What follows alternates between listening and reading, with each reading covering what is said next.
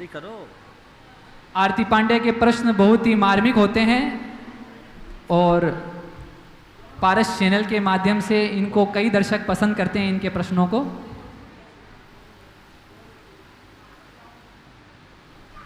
एक बार जोरदार तालियां।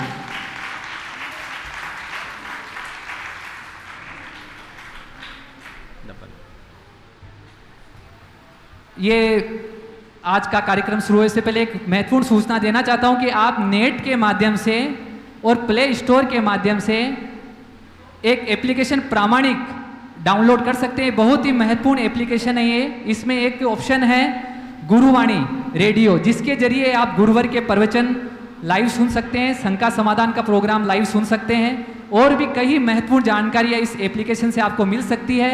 ये बहुत ही महत्वपूर्ण एप्लीकेशन है, इसे डाउनलोड करें और जन जन तक इस एप्लीकेशन को पहुंचाएं। मैं गुरुवर के चरणों में 4 पंक्तियां समर्पित करता हूं। मैं चाहूंगा कि आप सभी मेरा साथ दें तालियों के साथ। मुनि प्रमाण सागर जी हमारे मन को भा गए, मुनि प्रमाण सागर जी हमारे मन को भा गए।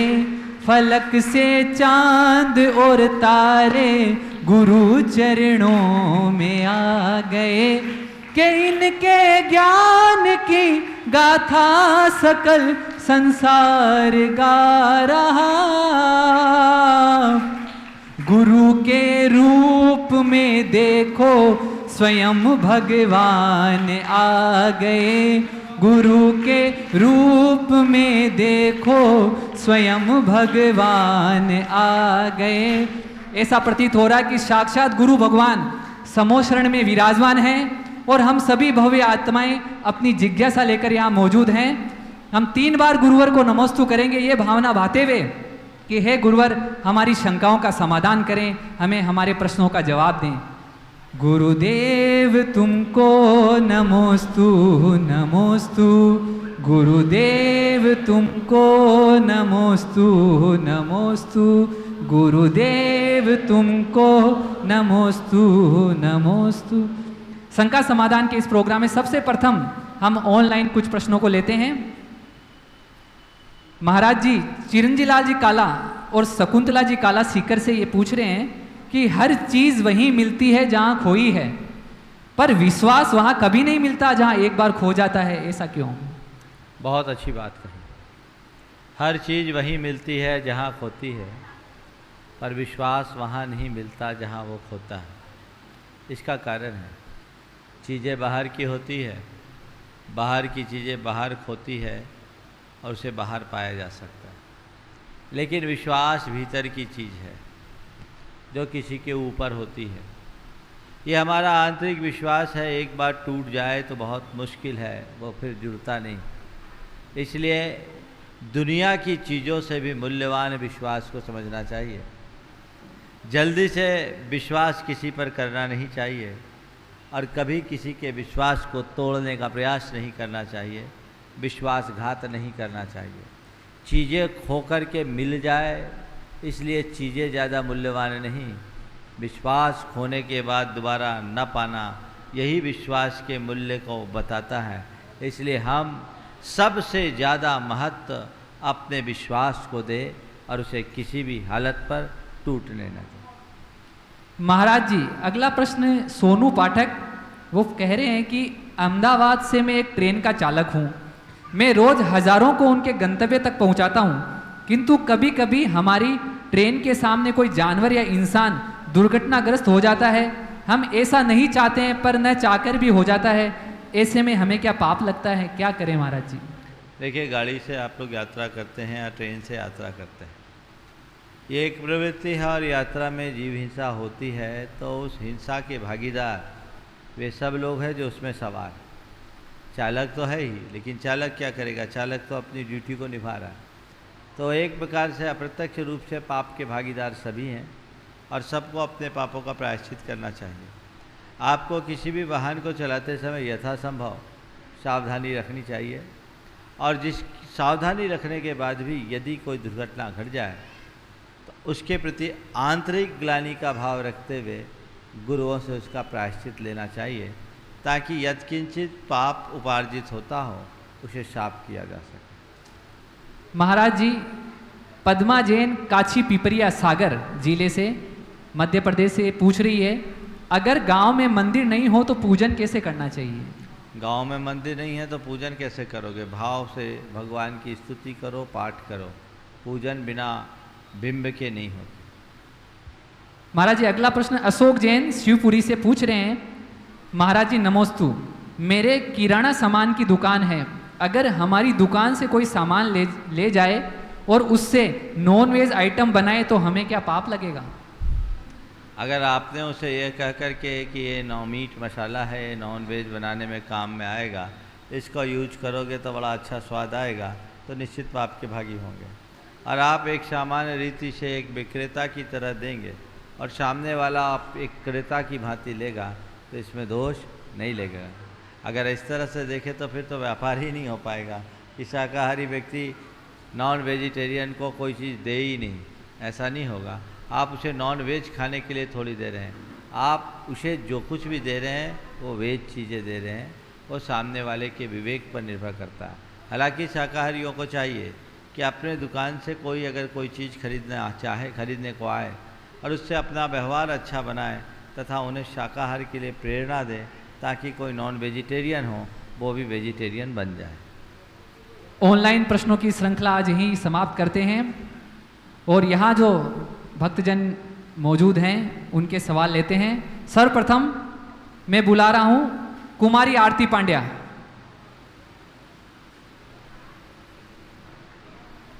इसके बाद श्रीमती बीना गंगवाल तैयार रहें। नमस्ते महाराज जी, मेरा नाम आरती पांड्या। मेरा प्रश्न ये है, महाराज जी, जीवन की कोरी डायरी में गाली नहीं गीत लिखो, क्योंकि गीत से जीवन की कोरी डायरी में गाली नहीं गीत लिखो, क्योंकि गीत से जीवन गीता बनता है और गाली से जीवन गंदा बनता है।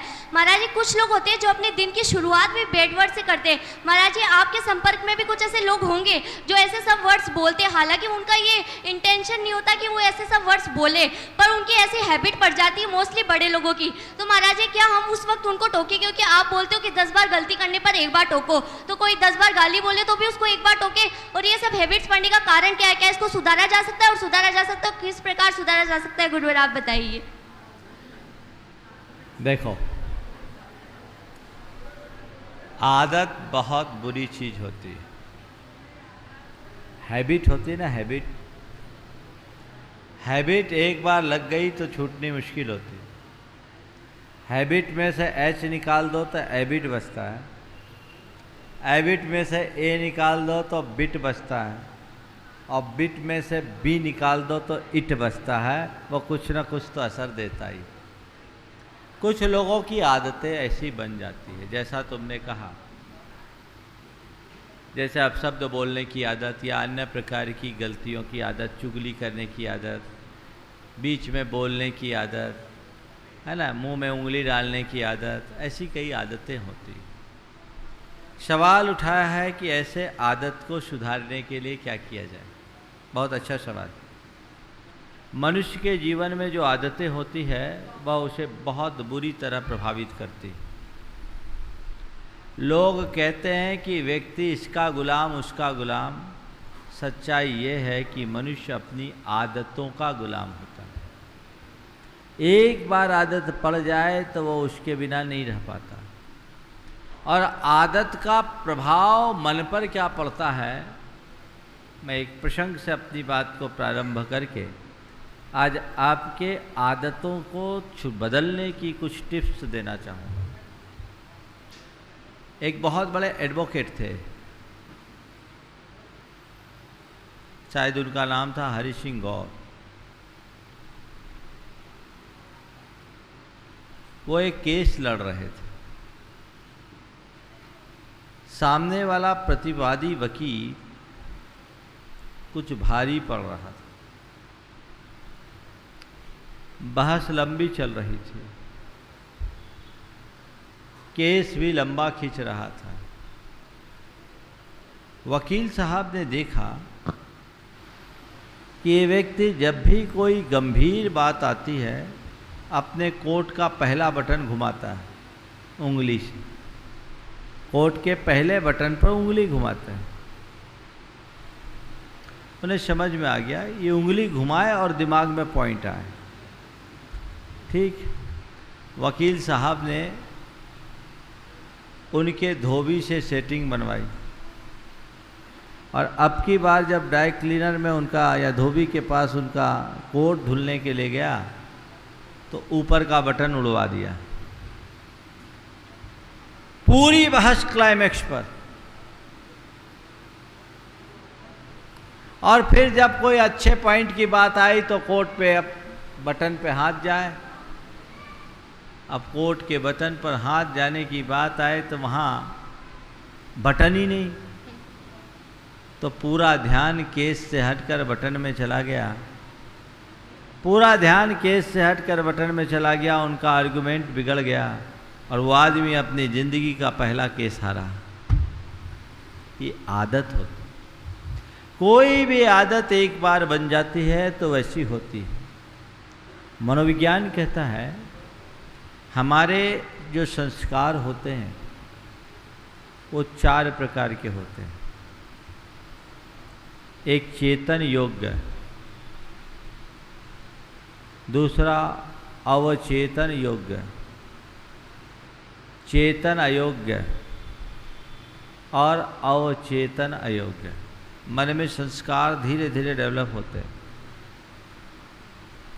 चेतन योग्य, एक व्यक्ति ने, एक बच्चे ने किसी दूसरे बच्चे को साइकिल चलाते देखा, मन में साइकिल चलाने की इच्छा हुई, ये संस्कार बना, ये चेतन योग्य।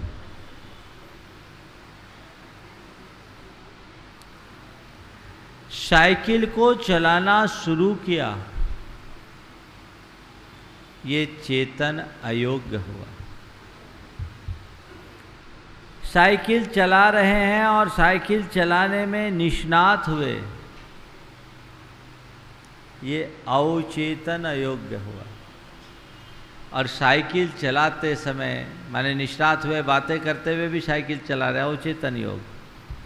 और साइकिल चलाते चलाते हाथ छोड़ करके साइकिल चला रहे हैं, ये अवचेतन योग्य हो गया। ये हमारे संस्कार है। शुरुआत में केवल साइकिल चलाने की इच्छा जगी थी और अब हम साइकिल चलाने में इतने रम गए कि बातें भी कर रहे हैं, हाथ भी छोड़ रहे हैं, मेरी साइकिल चल रही है। ऐसे ही हमारे मन के संस्कार होते हैं। शुरुआत में एक दूसरों को देख करके हमारे अंदर आदतें जन्मती है और वो आदतें जब इस तरह से अवचेतन योग्य हो जाती है कि कब होती है हमको पता ही नहीं चलता और वो क्रियाएं कर देते हैं।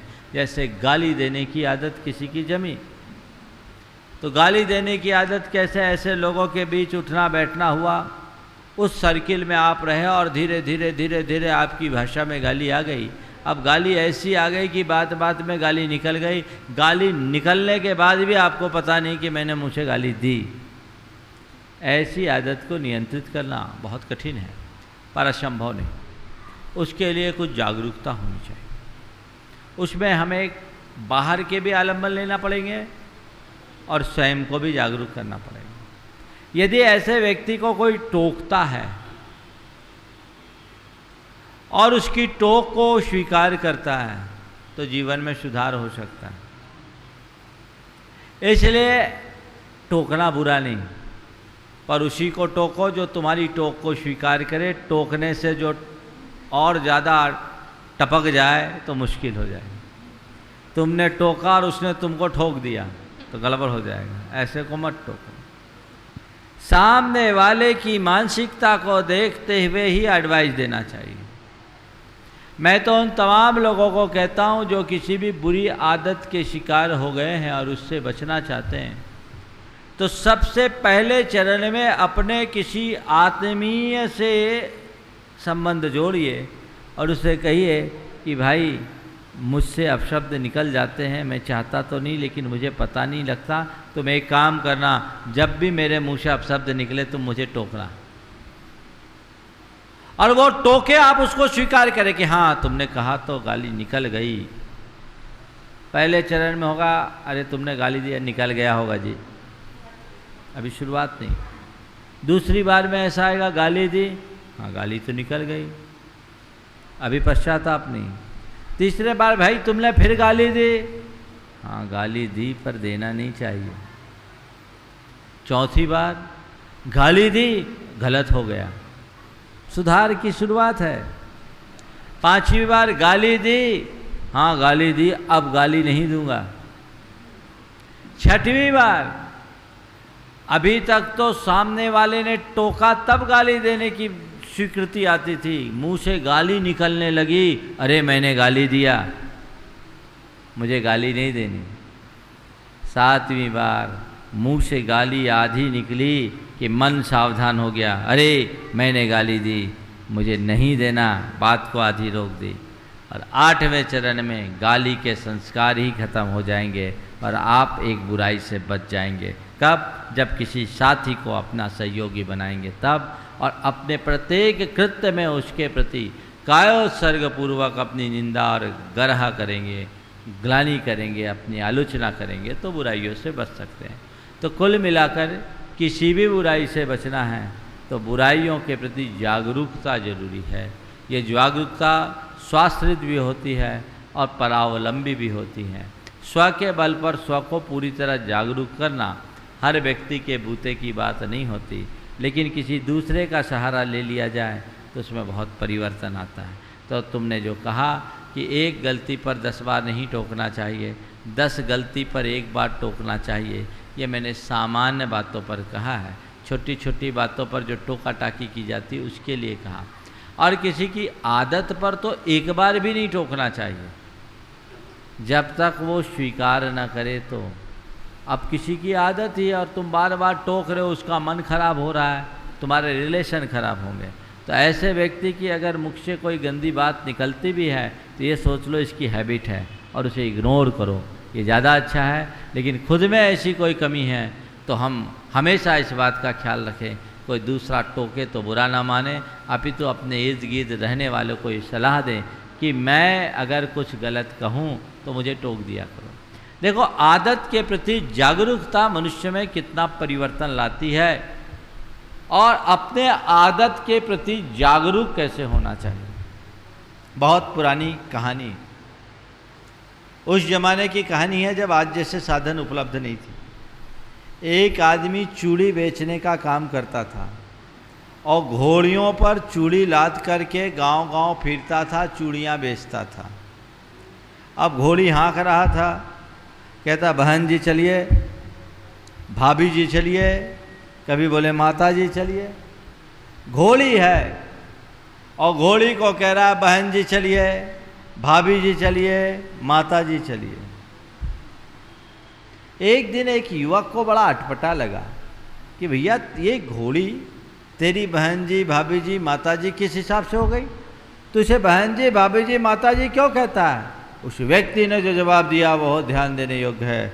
उसने कहा भैया बात ऐसी है कि मेरा काम चूड़ियों का है और चूड़ियाँ मैं कभी बहन जी को पहनाता हूँ, कभी भाभी जी को पहनाता हूँ, कभी माता जी को पहनाता हूँ, इसलिए मेरे मुंह से जब भी निकलता है बहन जी, भाभी जी, माता जी ही निकलता है। और मेरे मुंह से बहन जी, भाभी जी और माता जी के अतिरिक्त उल्टी सीधी बातें न निकल जाए, इसलिए घोड़ी को भी मैं बहन जी, भाभी जी, माता जी कहा करता हूँ ताकि मेरी आदत ठीक बनी रहे।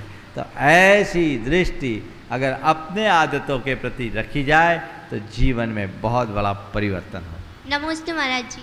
अगला प्रश्न लेके आएंगे श्रीमती बीना गंगवाल, इसके बाद प्रदीप जी पहाड़िया तैयार हैं।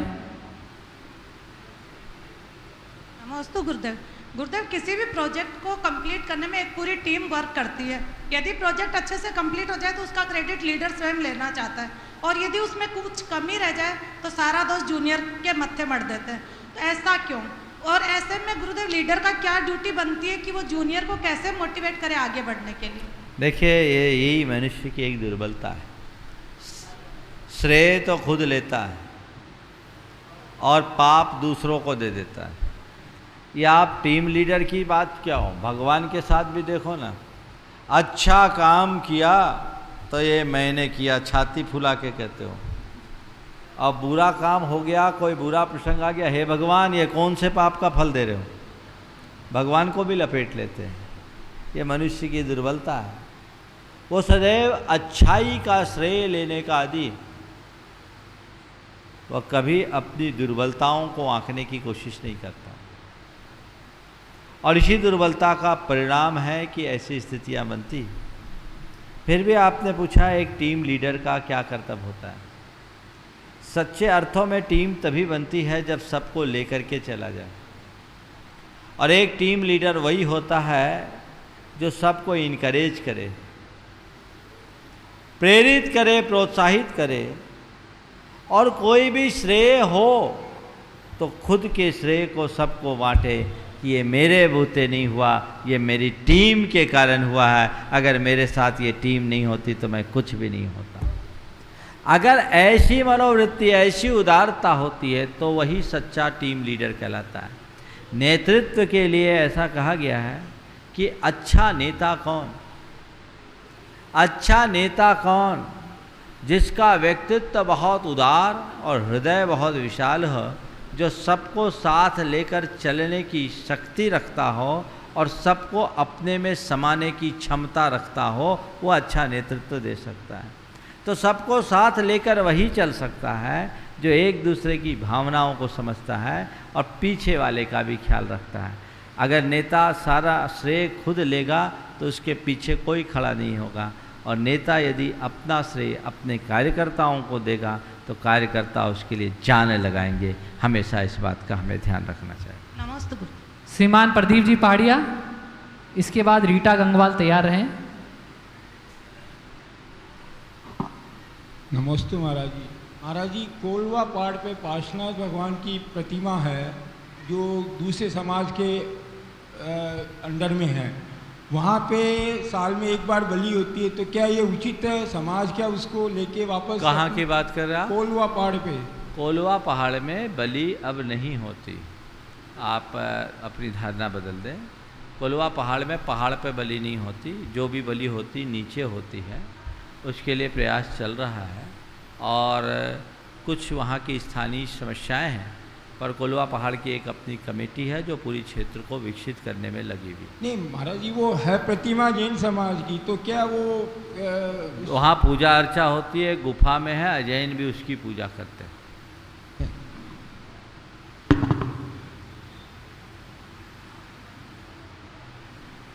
श्रीमती रीटा गंगवाल।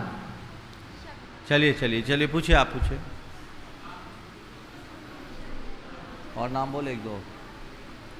इसके बाद कमल बज पलाड़ा तैयार रहें। नमस्ते।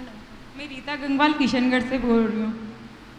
महाराज जी, मेरा प्रश्न ये है कि अगर अपने घर में कोई खुशी आती है तो हम घर में सभी को मिठाई खिलाते हैं और खाते हैं, तब तक मिठाई अच्छी लगती है। मिठाई तभी अच्छी लगती है जब खाने वाले के घर में खुशी हो और जो खा रहा है उसके घर, मतलब उसके मन में भी कोई खुशी हो।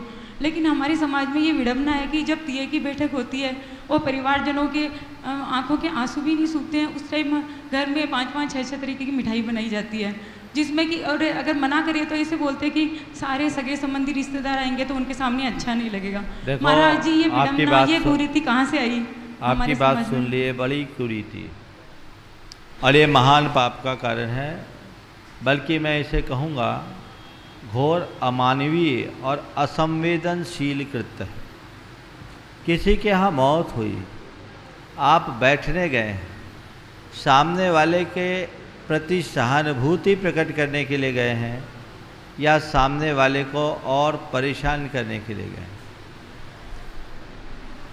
कई बार ऐसा होता है जो हमारे समाज में खाने पीने की आदतें हैं वो इतनी ज़्यादा हो गई है कि प्रसंग अप्रसंग को कोई नहीं देखता। माने किसी के यहाँ मृत्यु हुई, कच्ची मृत्यु हुई है, तो भी सामने वाले को हलवाई बुलाना पड़ता है, मीनू सेट करना पड़ता है केवल आपके आओ भगत के लिए। ये बहुत गंदी बात है, ऐसा कभी नहीं करना। मैं तो आप सबसे कहूँगा कि पुराने ज़माने में ऐसा होता था कि किसी के यहाँ कोई गमी होती थी, शोक होती थी, तो 12 दिन तक कढ़ाई नहीं चढ़ता था। ये हमारी परिपाटी है। शोक का मतलब 2 आंसू बहाना नहीं, शोक का मतलब अंदर से व्यथा होना, गले के नीचे कौर नीचे ना उतरे तब तुम्हारा शोक है। तो शोक की अभिव्यक्ति करो।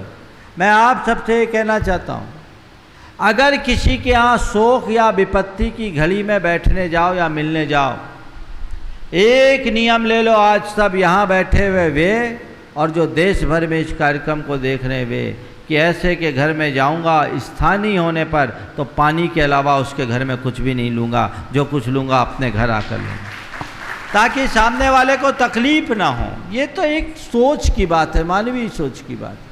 एक डॉक्टर साहब का अपहरण हो गया और वह बड़े प्रसिद्ध डॉक्टर थे, उनका खुद का अपहरण हुआ और लोग उनके घरों में तांता लग गए संवेदना प्रकट करने के लिए।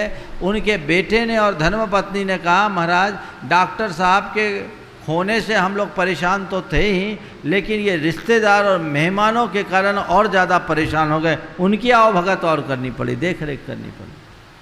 किसी के घर विपत्ति में जाओ, स्थानीय व्यक्ति के यहाँ जाओ, ये नियम लो कि मैं पानी के अलावा कुछ नहीं पीऊँगा, और बाहर किसी के घर जाओ तो ये नियम ले लो कि मैं केवल खिचड़ी खाऊंगा या कोई कढ़ाई की चीज़ नहीं खाऊंगा। ये तय कर लो, ये समस्याएं अपने आप समाप्त हो जाएगी।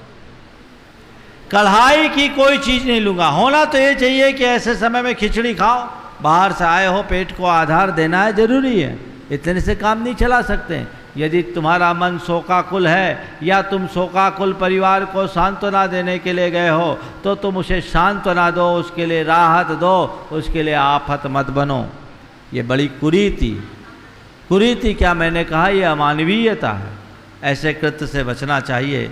ये तो एक प्रकार से किसी के चिते की आंच में अपनी रोटी सेकने जैसा हाल है। अभी आग बुझी नहीं, तिया की बैठक है, और इस तरह का कृत्य महान को कृत्य है।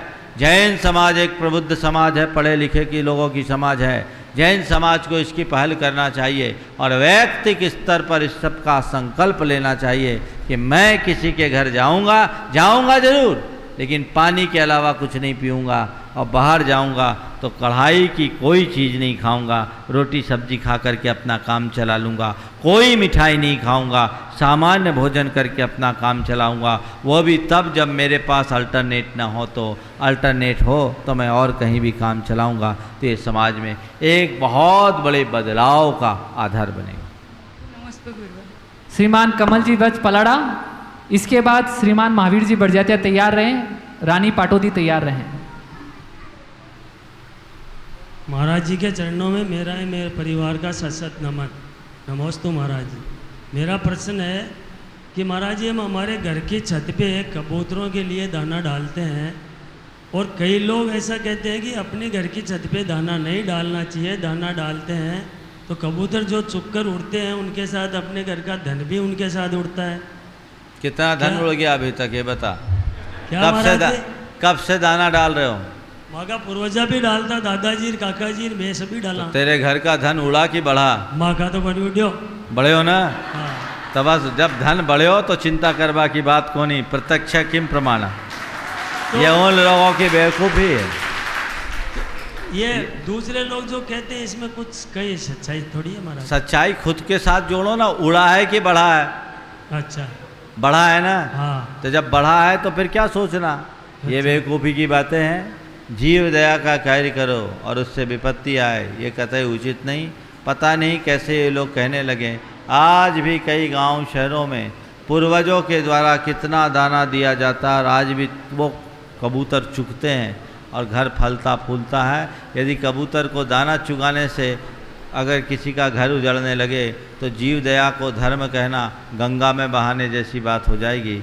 ये बातें ठीक नहीं। ऐसे थोथे अंधविश्वासों में भरोसा नहीं करना चाहिए। लेकिन हाँ, जो भी जहाँ कहीं भी दाना डाले वे इस बात की सावधानी जरूर बरतें कि उनके दाने को चुगने वाले कबूतर कहीं बिल्लियों के शिकार न बने। उन्हें भी बचाने की व्यवस्था करनी चाहिए ताकि वो दाना चुग भी ले और अपने जीवन की सलामती भी पा सके। नमोस्तु महाराज। श्रीमान महावीर जी बड़जात्या, इसके बाद रानी पाटोदी तैयार रहें और श्रीमती उषा झांझरी तैयार रहें। नमोस्तु महाराज जी। नमोस्तु नमोस्तु। मैं महावीर बड़जात्या कुचामन सिटी से। मेरा प्रश्न है, जैन समाज के स्त्री या पुरुष के अंग कम या ज़्यादा होने पर क्या वो महाराज श्री को या आर्का माता जी को आहार दे कई सकते हैं? बार यह प्रश्न आया है, एक आध उंगली हीनादिक हो तो आहार देने में, अभिषेक करने में कोई बाधा नहीं है। ये अंग नहीं उपांग है, लेकिन हाथ कट जाए या पाँव कट जाए तो वो उसके पात्र नहीं। नमस्ते। रानी पाटोदी, श्रीमती उषा झांझरी तैयार रहें। नमोस्तु गुरुवर। ऐसा कहा जाता है कि अगर महत्वाकांक्षाएं नहीं रखेंगे, सपने नहीं देखेंगे तो हमारी ग्रोथ नहीं होगी, प्रगति नहीं होगी। लेकिन महाराज जी कभी कभी महत्वाकांक्षाएं इतनी ज़्यादा बढ़ जाती है, सपने इतने ज़्यादा हो जाते हैं कि अगर उनका पूर्ति नहीं होती है तो जीवन में निराशा आ जाती है, दुख आ जाता है, और कुछ लोगों में तो इस कदर बढ़ जाता है कि वो डिप्रेशन के शिकार हो जाते हैं। तो महाराज जी हमें अपने सपने, अपनी महत्वाकांक्षाएं किस दायरे तक रखनी चाहिए ताकि हमें जीवन में सकारात्मकता भी रहे, नकारात्मक ना पाए, और वो पूरे भी ना हो तो हमें दुख ना हो। देखिए, महत्वाकांक्षा अच्छी भी है और बुरी भी है। First deserve then Dzire.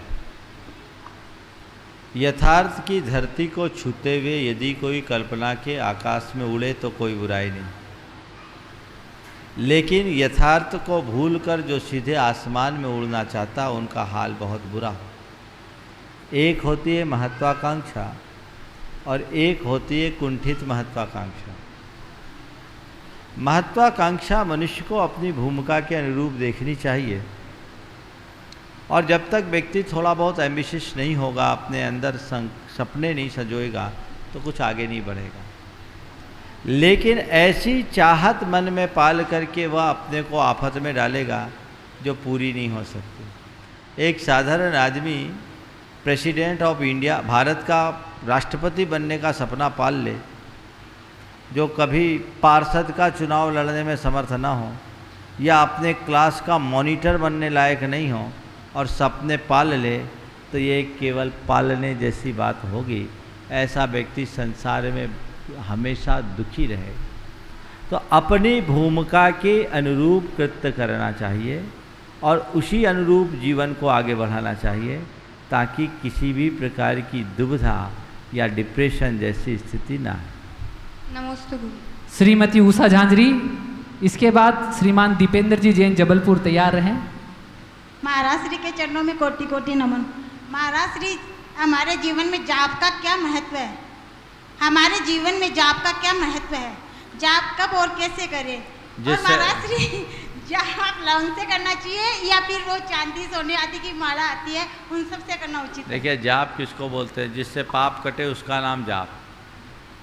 जकारो जन्म विच्छेद है, पकारो पाप नाशक है, जन्म पाप विनाशार्थम जपः इति उच्यते। जाप में दो शब्द है, ज और प। ज यानी जन्म यानी संसार का विनाश करता है, और प यानी पाप, पाप का विनाश करता है। तो जो संसार और पाप का जन्म और पाप का विनाशक है उसका नाम जाप है। भगवान के नाम की जाप हमारे कर्मों की निर्जरा का कारण है। अकेले नमोकार मंत्र की बात करें तो कहते हैं नमोकार मंत्र का एक अक्षर मात्र उच्चारित करने से, जैसे अरिहंत का अ, सिद्ध का शी, आचार्य का आ, उपाध्याय का उ, अगर इनका एक अक्षर मात्र उच्चारित करने से 7 सागर के पाप कट जाते हैं। अगर एक पद का उच्चारण करते हैं, अरिहंत, सिद्ध, आचार्यानम या उवज्झायानम, या साहुनम, एक पद का उच्चारण करते हैं तो 50 सागर के पाप कट जाते हैं। और पूरा नमोकार मंत्र एक बार उच्चारित करते हैं तो 500 सागर के पाप कटते हैं। इतना बढ़िया मंत्र है, बशर्ते आप मन लगा करके जपो। इसलिए जाप पाप का विनाशक है, हमारे हृदय के परिवर्तन का आधार है। सोच में भी बदलाव आता है, प्रवृत्ति में भी बदलाव आता है। जितना बने जपो, और जाप किससे करो? मन, जिसमें मन लगे उससे करो, चाहे माला से करो, चाहे हाथ से करो, या बिना उंगलियां चलाए करो। महत्व मन लगने का। नमस्ते महाराज। श्रीमान दीपेंद्र जी जैन जबलपुर, इसके बाद श्रीमती बबीता बड़जाते तैयार रहें। महाराज श्री के चरणों में साहिर नमोस्तु। महाराज जी, कल 19 जून था, फादर्स डे के रूप में मनाया गया, पितृ दिवस के रूप में। मेरे पिताजी ने मुझे बहुत सहयोग दिया, बहुत स्नेह दिया और जीवन में हर जगह मेरे साथ दिए। उससे भी ज़्यादा मेरे धन्य होने की बात यह है कि मेरे बड़े पिताजी ने मुझे उनसे भी ज़्यादा सहयोग दिया। वो इस प्रोग्राम को लाइव देख रहे हैं, मैं चाहता हूँ आप उन्हें आशीर्वाद दें यहाँ से महाराज जी। मेरा प्रश्न ये है महाराज जी कि एक पिता जो है, एक बेटी के साथ एक पिता सफ़र कर रहा था ट्रेन में और वो बेटी खिड़की के पास बैठी हुई थी और वो ज़ोर से चिल्लाई कि पिताजी देखिए ये पेड़ पीछे की तरफ जा रहे हैं। वहीं सामने बैठा हुआ एक आदमी ये सारी चीज़ें देख रहा था। जब उसने बोला कि पिताजी पेड़ पीछे जा रहे हैं तो पिताजी ने उसके सर पे हाथ फहरा दिया प्यार से। फिर उसके बाद बोलती है देखिए पिताजी ये आसमान के बादल हमारे साथ चल रहे हैं। पिताजी की आंखों में आंसू आ गए। वो सामने बैठा हुआ बंदा उनसे पूछता है कि आप इसको कोई डॉक्टर को क्यों नहीं दिखाती, ये 16 साल की हो गई है, इसका दिमाग कम है। तो उस पिता ने जो बात की वो बड़ी संवेदनपूर्ण थी कि 16 साल से ये बीमार थी, आज ही मैं इसको दिखा के लाया हूँ, आज ही इसको आँख मिली है। बहुत सुंदर। तो महाराज जी मेरा कहना ये है कि एक पिता जो है, हमारी ज़रूरतों की लिस्ट में जो हमारी ख्वाहिशें होती हैं वो पिताजी की लिस्ट में सबसे ऊपर होती हैं। वो खुद तो कुछ नहीं करते फिर भी हमारे लिए सब कुछ करते हैं महाराज श्री। जब हम इस दुनिया में आ रहे होते हैं, हॉस्पिटल में होते हैं, तब वो भाग भाग कर दवाइयों का खर्च ये सारी चीज़ों में लगा हुआ था, मेहमानों में लगा हुआ था। वो खुद का सुख नहीं देखता। जीवन में वो कितनी सारी परिस्थितियों में भी सब कुछ खोकर सिर्फ हमें स्ट्रगल करता कि हमारा बच्चा, हमारा ये सब कुछ ऊपर हो। लेकिन जब एक बच्चा मेरे सामने एक ऐसे एक हैं जो हैं, उनने अपनी बेटी को खूब पढ़ाया, विदेश भी भेजा, सब कुछ किया, अंततः जब सारे जीवन ने उनकी पूर्ति की इच्छाओं की, अंत समय हमें ये करना चाहिए कि जब उनकी इच्छा हो कि हम इस बच्चे से, इससे हम आपकी शादी करें, तो हमें उनकी इच्छा माननी चाहिए। लेकिन वो नहीं मानी। वो उनका घर काफ़ी धार्मिक था लेकिन वो इंसान टूट गया महाराज जी उस चीज़ के बाद। वो तो आप बताएं हमें, और अगर मेरा ये प्रश्न सार्थक हो जाएगा महाराज जी, अगर कुछ लोगों ने भी इसको ग्रहण कर लिया। बहुत ही संवेदनशील मुद्दे को उठाया और जो बातें अभी रखी है वो बहुत गंभीर है। हर युवक युवती को समझना चाहिए कि जिस संसार में हम आए हैं, हमारा जन्मदाता कौन है, हमारा जीवनदाता कौन है। पिता की, माँ की हमारे जीवन के निर्माण में कितनी बड़ी भूमिका है। हमारे शरीर का एक एक बूंद खून जिनकी कृपा का प्रसाद है, उनकी उपेक्षा, उनका तिरस्कार, उनकी अवमानना, उनकी भावनाओं को कुचलना किसी भी सुसंतान के लिए शोभा नहीं देती। हर पुत्र को चाहिए कि वह सुपुत्र बने, सपूत बने और अपने माँ बाप के अपेक्षाओं में खरे उतरे, उनके गौरव को बढ़ाए।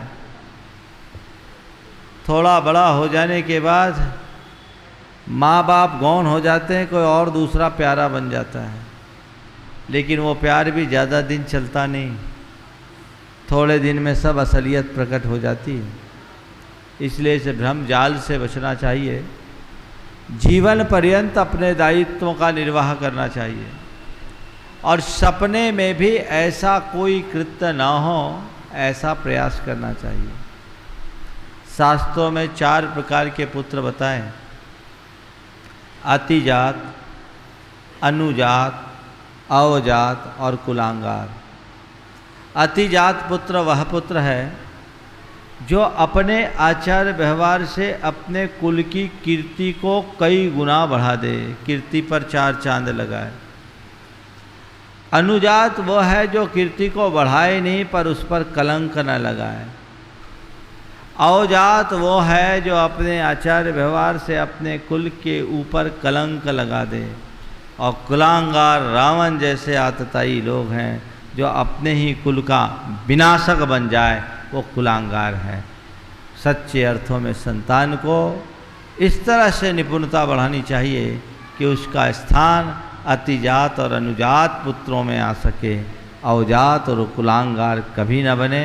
समय की विडंबना है कि वर्तमान में अवजात और कुलांगारों की संख्या दिनों दिन बढ़ रही है और वो सच्चे अर्थों में देखा जाए तो संतान नहीं, पेट का कीड़ा समझना चाहिए या धरती का बोझ समझना चाहिए।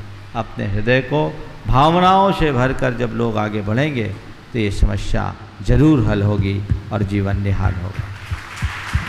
महाराज श्री, मैं कहता हूँ कि छोटी मोटी कोई भी चीज़ों को आप पिता की चलिए निगलेक्ट कर दीजिए, लेकिन जो बड़े डिसीजन है वो तो पिताजी से पूछ के करने चाहिए। देखिए हमारे शास्त्रों में ऐसा कहा है कि जैसे भगवान का आशीष या देवों का आशीष हम पर फलता है, वैसे ही माँ बाप का आशीष भी संतान पर फलता है। संतान कितनी भी तरक्की करे, उसका सारा श्रेय अपने माँ बाप को दे कि आपकी कृपा से हमें मिला है। और जीवन में कितना भी ऊंचाई को छू ले, कोई भी बड़ा डिसीजन माँ बाप के संज्ञान में दिए बिना न ले, तब वो सुसंतान कहला सकेगी। और ऐसा करना चाहिए। उन माँ बाप को बड़ी प्रसन्नता होती है जब बेटा उनसे कुछ पूछता है, और माँ बाप में भी ऐसी उदारता होनी चाहिए कि बच्चा योग्य हो जाए तो उसको पूछने को केवल उसका बहुमान माने और उसे फ्रीडम दे। और माँ बाप को उस समय बड़ी तकलीफ़ होती है जब बेटे की किसी उपलब्धि की चर्चा उन्हें गांव से सुनने को मिलती है, बेटा डायरेक्ट नहीं बता पाता, तो वो उनके जीवन की विफलता बन जाती है। यहाँ सजग होना चाहिए। फिर से आपको एक महत्वपूर्ण सूचना देने जा रहा हूँ कि आप नेट के माध्यम से प्ले स्टोर में जाके एक एप्लीकेशन प्रामाणिक डाउनलोड कर सकते हैं। इसमें एक ऑप्शन है गुरु संघ का रेडियो, जिसके जरिए आप गुरुवर के प्रवचन सुन सकते हैं, शंका समाधान का प्रोग्राम सुन सकते हैं। इसमें और भी कई महत्वपूर्ण जानकारियां हैं, तो इस एप्लीकेशन को आप डाउनलोड करें, जन जन तक एप्लीकेशन पहुंचाएं। दूसरी सूचना यह कि शंका समाधान की पुस्तक के दोनों भाग यहाँ बुक स्टॉल पर अवेलेबल हैं, आप प्राप्त कर सकते हैं। गुरुदेव के चरणों में नमोस्तु नमोस्तु नमोस्तु। मैं बबीता वड़जात्या, कुचामन सिटी से। महाराज श्री, मैं छोटे बच्चों को पढ़ाती हूँ, प्ले ग्रुप स्कूल है मेरा। 2.5 साल के बच्चे आते हैं मेरे पास। जब वो आते हैं और 2-3 महीने सेट हो जाते हैं, तो वो अपने जब छुट्टी होती है तो भी अपने माँ बाप के साथ जाना नहीं चाहते, ज़बरदस्ती पकड़ पकड़ के ले जाते हैं वो। लेकिन जब वो स्टार्टिंग में आते हैं और जब उन्हें सेट होने में 8-10 दिन लगते हैं, तब हम उन्हें पकड़ पकड़ के ज़बरदस्ती बैठाते हैं और मतलब सेट करते हैं। तो इसमें हमें क्या दोष लगता है या क्या पाप? आप बच्चों के भविष्य के निर्माण के लिए कर रहे हैं, इसमें दोष नहीं, लाभ है। चलिए। श्रीमती कल्पना बज, बाहर वालों को बुला लो।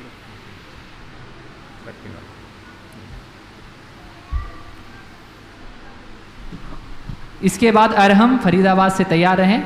नमोस्तु महाराज जी, मैं कल्पना बज, कुचामन सिटी से। मेरी शंका है, सलाह एक से मांगो हजारों से मिलती है, सहयोग हजारों से मांगो एक से मिलता है, ऐसा क्यों? कृपया मार्गदर्शन। ऐसा इसलिए कि हमारे यहाँ राय बहादुर ज़्यादा, रण बहादुर कम। राय देना, दूसरों को सलाह देना, वो भी बिना मांगे, इसमें सब निष्णात। संत कहते सही सलाह नहीं, सहयोग दो, और सहयोग देने की कोशिश करनी चाहिए। सलाह देना बहुत सरल है, लेकिन सहयोग देना बहुत कठिन है। हमें कोशिश करनी चाहिए हमेशा सहयोगात्मक वृत्ति अपनाने की।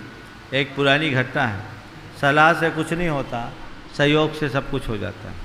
ऐसा हुआ कि एक बाज तिनके उठा उठा कर समुद्र में डाल रहा था। दूसरे पक्षियों ने पूछा, क्या कर रहे हो? बोले, इस समुद्र ने मेरे 2 बच्चों को लील लिया है, मैं इस समुद्र को सुखा करके छोड़ूंगा। दूसरे पक्षियों ने कहा, इतना बड़ा समुद्र और ये तिनकों से क्या समुद्र भरेगा? उसने कहा, सुनो, सलाह मत दो, सहयोग दो। सहयोग देना है दो, सलाह मत दो। अब जो पक्षी आए उनने कहा, चलो 2-4 तिनके मैं भी डाल दूँ। ऐसे करते करते पूरा आकाश पट गया। हर पक्षी एक एक तिनका उठाए और समुद्र में डाले, एक एक तिनका उठाए और समुद्र में डाले। कहते हैं ब्रह्मा जी उसी समय अपने आसन गरुड़ पर सवार होकर गुजर रहे थे। गरुड़ ने देखा कि मेरे बिरादरी के सारे पक्षी आकाश में उड़ रहे हैं और समुद्र में तिनका डाल रहे हैं। पूछा, क्या हो गया बाज से? तो बाज ने ये बोला कि इसने मेरे 2 बच्चों को लील लिया, मैं इसे सुखा के छोड़ूंगा। बोले, हाँ, इतना बड़ा समुद्र तुम क्या इसे सुखा पाओगे? उसने कहा, सुनो, सलामत दो, सहयोग दो। अब गरुड़ भी फंस गया। उसने कहा, बिरादरी का सवाल है। ब्रह्मा जी से निवेदन किया कि आप थोड़ा रुको, मैं आता हूँ। अब वो समुद्र में तिनके डालने में लग गया। यहाँ ब्रह्मा जी अटक गए। जब काफ़ी देर तक गरुड़ नहीं लौटा तो ब्रह्मा जी खुद पहुँचे। बोले, क्या बात हो गई? बोले इस समुद्र ने मेरे बच्चों को लील लिया है, मैं इसे सुखा कर छोड़ूंगा। ब्रह्मा जी ने कहा इतना विशाल समुद्र, इसे तिनकों से पाटा जा सकता है क्या? तो बाज ने कहा प्रभु सलामत दो, सहयोग दो। हार कर ब्रह्मा जी भी उस समुद्र को सुखाने में लग गए और कहते हैं समुद्र सूख गया। तो जो लोग सहयोग देंगे, जो सहयोग देंगे वो समुद्र को भी सुखा लेंगे, और जो सलाह देंगे वे केवल बातों के घोड़े दौड़ाएंगे। नमस्ते महाराज। अरहम जैन फरीदाबाद, इसके बाद स्वाति जैन कटनी तैयार हैं। नमस्ते महाराज जी, मेरा प्रश्न ये है कि वो कौन से हमें पैसे मिलते हैं, और पैसे तो हमें लालची बना रहे हैं, तो फिर ऐसा क्यों? हाँ, पैसे हमें लालची बना देता है, तो पैसे से हमें क्यों लुकना चाहिए, ये बोल रहे ना। पुण्य से हमें पैसे मिलते हैं, ये पूछना चाह रहे हैं। पुण्य से पैसे मिलते हैं और पैसा हमें लालची बना देता है, सच्ची बात है। पुण्यवान पैसा कमाता है, लेकिन पैसे का साइड इफ़ेक्ट है कि वो लालची बना देता है। और जब पैसा आता है तो व्यक्ति लालच करता है, अभिमान करता है, और पैसे का यूज करने में पाप करता है। इसलिए पैसे को बुरा माना गया। इसलिए पैसा कमाओ, पर उतना ही कमाओ जितना ज़रूरत है, और जो कमाया है उसका मिसयूज ना करो, उसका सही उपयोग करो। सही उपयोग करोगे तो पैसे कमा करके पुण्य कमाओगे, और मिसयूज करोगे तो पैसे के साथ और अधिक पाप कमाओगे। इसलिए ये पैसा है, पैसा का साइड इफ़ेक्ट है, उसके साथ लालच तो बढ़ता ही। बहुत अच्छा, चलो। नमोस्तु महाराज श्री, मैं स्वाति जैन फरीदाबाद से। महाराज श्री, धार्मिक जब हम जाप या पूजा पाठ करते हैं तो जो हमें इसमें कभी कभी नींद आती है, तो वो हमें किस कर्म के उदय से आती है, और उसके क्षय के लिए महाराज श्री हमें क्या करना चाहिए? अब एक बात बताओ, धार्मिक क्रियाएं करते समय तो नींद आती है, पिक्चर और सीरियल देखते समय नींद क्यों नहीं आती? विचार करो। महाराज आती है, कब आती है? जब पिक्चर बोरिंग होती है तब आती है। पिक्चर में भी नींद आ जाती है, सीरियल देखने में भी नींद आ जाती। कब? जब बोरिंग। सार क्या निकला? जिस कार्य में हमारी रुचि प्रगाढ़ होती है उसमें नींद नहीं आती, और जहाँ रुचि मंद होती है वहाँ नींद आ जाती है। सुनो पूरी बात, मैं ये नहीं कह रहा कि तुम्हारी रुचि नहीं, लेकिन रुचि की प्रगाढ़ता होनी चाहिए। हम अगर धार्मिक क्रिया कर रहे हैं तो उस समय भी यहाँ बैठे हो, यहाँ तो नींद नहीं आई, क्यों? रुचि से सुन रहे हो। तो जितनी रुचि से ये शंका समाधान या प्रवचन सुनो, उतनी रुचि से भगवान की पूजा करो, उतनी रुचि से सामायिक करो, उतनी रुचि से जाप करो, कभी नींद नहीं आएगी। अब जाप जब रूटीन में करते हो तो झपकी आती है, और जाप को अपने लिए कल्याणकारी क्रिया मान करके करोगे तो रंच मात्र झपकी नहीं आएगी। इसलिए कोई भी धार्मिक क्रिया करो, उसके प्रति अपनी विचारधारा को बदलो। नमोस्तु महाराज। गुरुवर के चरणों में जैन लोग ही नहीं, अजैन लोग भी अपनी शंकाएं लेके आ रहे हैं। मैं बुला रहा हूं सुरेश जी वर्मा, शीघ्र आए। और एक नाम बोलो। इसके बाद कोमल जैन बालोत्रा तैयार रहें। महाराज श्री के चरणों में नमन करके अनुग्रह व्यक्त करना चाहूँ। प्रश्नकर्ता यहाँ जो कार्यक्रम चलता है उसके लिए आप मार्गदर्शन करें कि प्रश्न कैसे हों, प्रश्न किस ढंग के हों, किस तरह से पूछे जाएं। मुझे लगता है कि इसकी बहुत ज़रूरत है। अब प्रश्न के लिए गाइड करना पड़े तो फिर उत्तर देने का मतलब क्या है? देखिए, प्रश्नकार प्रश्न पूछते हैं, वस्तुतः प्रश्न वो होना चाहिए जो आपका अपना हो। उधार के प्रश्न मत पूछो, अपनी जिज्ञासाओं के समाधान के लिए प्रश्न पूछो, टीवी पर आने के लिए प्रश्न मत पूछो। पहली बात तो ये। और प्रश्न ऐसा हो जो सार्वजनीन हो, सबके लिए उपयोगी हो। कई बार हमारे खुद को तो पता रहता है, लेकिन ये प्रश्न उठाने से समाज में एक अच्छा मैसेज जाए, इस भाव से भी प्रश्न किया जाता है। तो प्रश्न को बहुत हिसाब से करना चाहिए, और प्रश्न लेंदी नहीं होना चाहिए, सार गर्भित होना चाहिए। कई बार लोगों के प्रश्न नहीं पूरा प्रवचन हो जाता है, तो उसको उतने ही सारभूत शब्दों में करें ताकि वो लोगों तक एक अच्छे संदेश का माध्यम बन सके। ये एक बहुत अच्छा मंच है जिसमें देश विदेश के अनेक लोग इस कार्यक्रम में रोज़ सहभागी होते हैं। करोड़ों लोग इसके कार्यक्रम से जुड़े हुए हैं।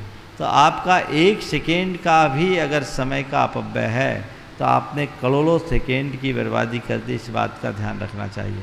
तो इनमें हर व्यक्ति को चाहिए स्तरीय स्तर से काम करे और उसी लेवल के प्रश्न सामने लाकर रखे जो सबके लिए उपयोगी और सबको आनंददायी है। एक प्रश्न और। हाँ पूछो। ये उंगली माल जैसे लोग होते हैं जो तुर्तांत डाकू वगैरह होते हैं और एक घटना घटती है और उनका पूरा जीवन बदल जाता है। मैं महाराज से ये पूछना चाहता हूँ कि वो तात्कालिक कौन से क्षण होते हैं ताकि वो बदल जाते हैं और हम आम आदमी इतना सुनकर भी नहीं बदल पाते। देखिए हमारे यहाँ कहावत है, जे कम में सूरा ते धम में सूरा। ऐसे लोग भटकते जरूर हैं लेकिन दिल संकल्प के धनी होते हैं। अच्छे या बुरे कार्य जो भी हों उसके चरम को वही छू सकता है जो दृढ़ संकल्पी हो। संकल्प ही मनुष्य को महान बनाता है और संकल्प ही मनुष्य को पतित करता है। अंगुलीमाल, अंजन चोर या वाल्मीकि जैसे लोग जो पतन के रास्ते पर गए वो उनके दुष्ट संकल्प का फल था। लेकिन जीवन में कभी एक टर्निंग पॉइंट आता है। उनके भीतर टर्निंग पॉइंट आया, एक बुद्ध का वजन कि मैं तो ठहर गया, तू कब ठहरेगा। हिला दिया अंगुलीमाल को।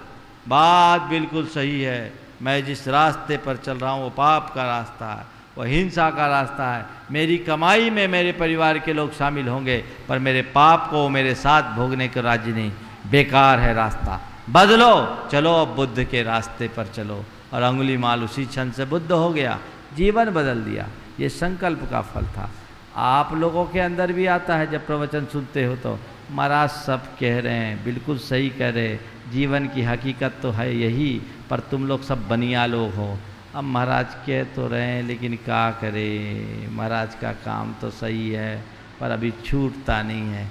ये जो बनिया वृत्ति के लोग होते हैं वो अप डाउन करते रहते हैं और ये जब तक ये जोड़ घटाव और अप डाउन चलता रहेगा जीवन आगे नहीं बढ़ेगा। इसलिए कहा जाता है दमनार बेड़ा पार। जो करना है सो कर लो, एक झटके में करो। मुझे इस मार्ग में आने का भाव जिस दिन जगा, अच्छे से जगा, मैंने गुरु चरणों में निवेदन किया, गुरुदेव ने मुझे स्वीकृत करके अनुग्रहित किया, आज मैं यहाँ आ गया। मेरे साथ बहुत से लोग थे जो महीनों से प्रैक्टिस कर रहे थे, वहीं के वहीं अटके। जब तक मनुष्य दृढ़ संकल्पी नहीं बनता जीवन में परिवर्तन नहीं आता। इसलिए मैं आप सबसे कहना चाहता हूँ, जब भी अंदर परिवर्तन की लहर प्रकट हो, जिस क्षण परिवर्तन की लहर प्रकट हो उसी क्षण अपने आप को संकल्प से बांध लो और सारे जिंदगी उस संकल्प का निर्वाह करो। जीवन में कभी पीछे नहीं रहोगे, आगे बढ़ोगे, आगे बढ़ोगे, आगे बढ़ोगे। महाराज श्री को नमन। नमोस्तु महाराज जी, नमोस्तु। मेरा नाम कोमल जैन है, मैं बालोदा से आई हूँ। मेरा प्रश्न ये है कि अगर अपन उपवास करते हैं तो नारियल का पानी पी सकते हैं या फिर नहीं? उपवास करने में नारियल का पानी पीने में वो जलाहार हो जाता है। निर्जल आहार उपवास करना ही उत्तम उपवास माना जाता है, वो जघन्य उपवास के अंतर्गत आता है। इस प्रकार आज के शंका समाधान के सत्र को परम पूज्य गुरुदेव के चरणों में नमन अर्पित करते हुए मैं यहीं पर विराम दे रहा हूँ। बोलिए परम पूज्य आचार्य गुरुवर श्री विद्यासागर जी महाराज।